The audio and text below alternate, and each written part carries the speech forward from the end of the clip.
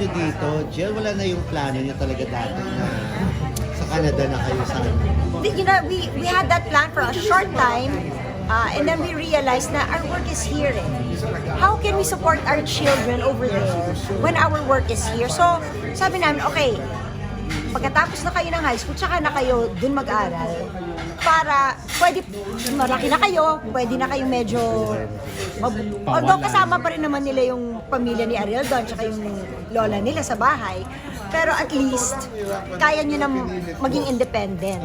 So, yun na lang ginawa namin. Kaya kami, we will always be here to work.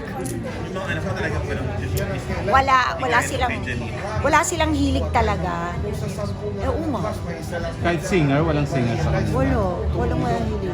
Nagigita-gitara yung isa nagbaband, pero yun lang, wala silang hilig talaga. So hindi na sila babalik. Yun nga tinatanong ko, baka mamaya gusto pa nilang bumalik. Sabi nila, we love it when we visit.